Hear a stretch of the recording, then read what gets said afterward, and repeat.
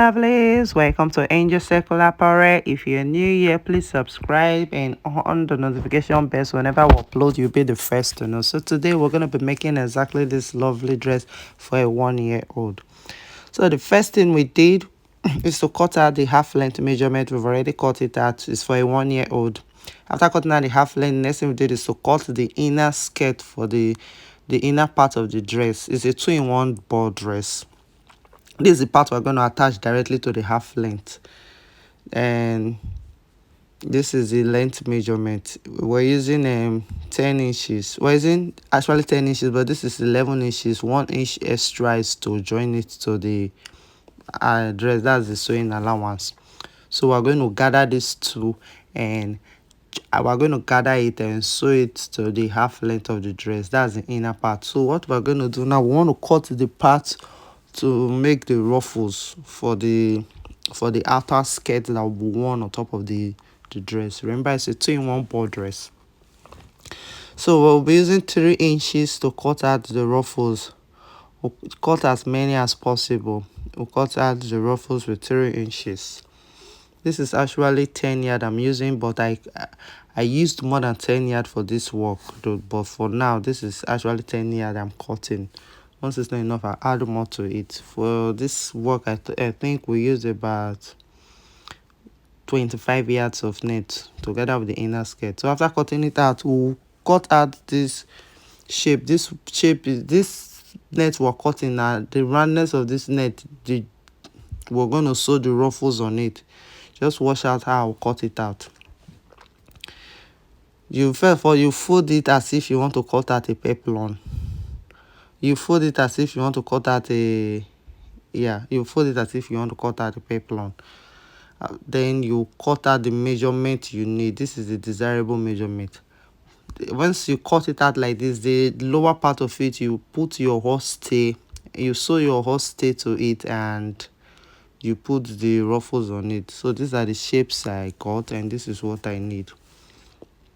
I'll be sewing the horse stay round it neatly.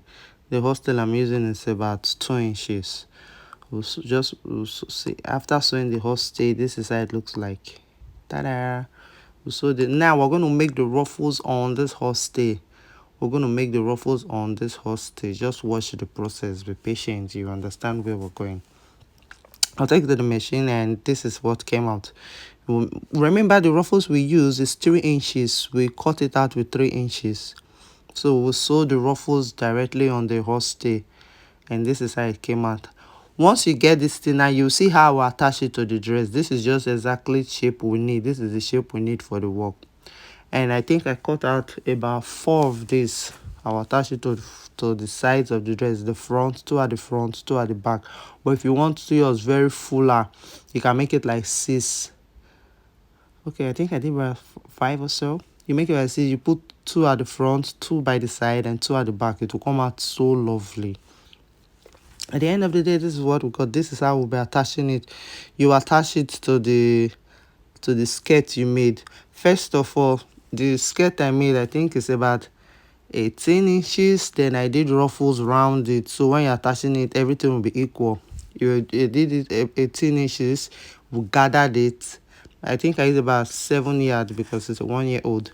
I gathered the 7 yards. Then I did the ruffles at the edge of that gown. At the edge of the skirt I'm attaching it to right now. So by the time you attach this one to it, it will look equal at the bottom. After doing it, you attach this one to it. You tack it with needle or office pin, then you take it to the machine to mash it so it will be strong. You have to join this thing together first before you add your half length to it. If you get this right, you're going to get the dress right. So I'm attaching it to it right now. You attach it side. You attach it one by one. Whatever shape you want to give it, you can give it whatever shape you want. It will come out nice for you. So right now I'm using office pin to hold it before we take it to the machine to mash it. You tuck it.